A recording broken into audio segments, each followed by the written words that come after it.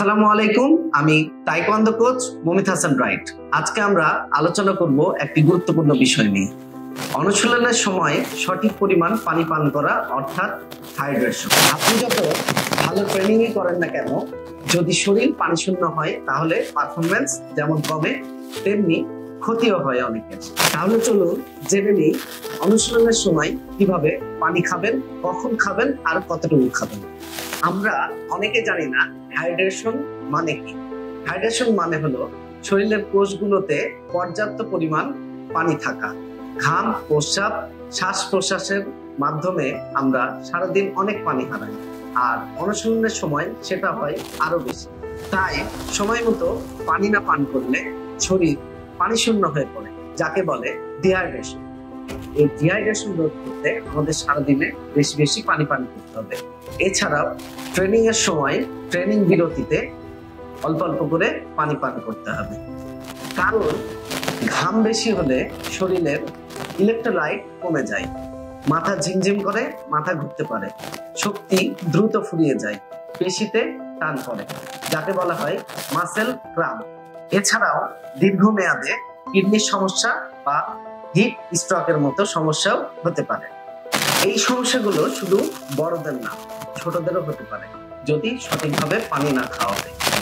অনুশীলনের আগে এবং পরে পানি পান করতে হবে, কিন্তু সেটার একটা নিয়ম আছে। যেরকম আমরা ট্রেনিং এর আগে ওয়ার্ম আপ করি, ওয়ার্ম আপ করে শরীরটাকে গরম করি, তারপর ট্রেনিং শুরু করি, সেই রকম অনুশীলনের ঠিক আধা ঘন্টা আগে 1 গ্লাস মানে 200 অথবা 250 ml পানি খেলে ভালো হয়। এতে শরীর ট্রেনিং এর জন্য প্রস্তুত থাকে। বিশ্বের বিভিন্ন দেশে এবং বাংলাদেশে সাধারণত 1.5 থেকে 2 ঘন্টা তাইকোয়ান্ডো ট্রেনিং করানো হয়।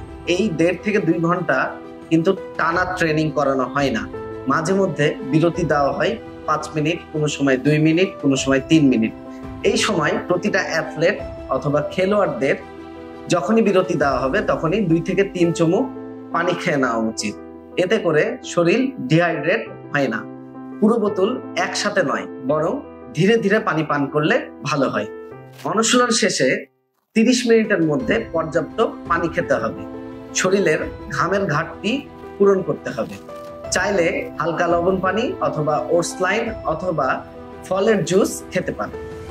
মনে রাখবেন, ট্রেনিং শেষে সরাসরি কোল্ড ড্রিঙ্কস বা কোমল পানীয় খাবেন না, কারণ কোল্ড ড্রিঙ্কস বা কোমল পানীয় হাইড্রেশন তৈরি না করে ডিহাইড্রেশন তৈরি করে শরীরে।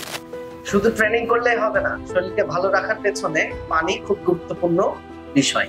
তাই নিজেও সচেতন হন, আপনার সন্তানকে বা ছাত্রকেও সচেতন করুন। ভিডিওটি ভালো লাগলে লাইক দিন, শেয়ার করুন এবং আমাদের চ্যানেল বা পেজে নিয়মিত ফিটনেস টিপস পেতে সাবস্ক্রাইব করুন। দেখা হবে পরের ভিডিওতে। সবাইকে আল্লাহ হাফেজ, আসসালামু আলাইকুম।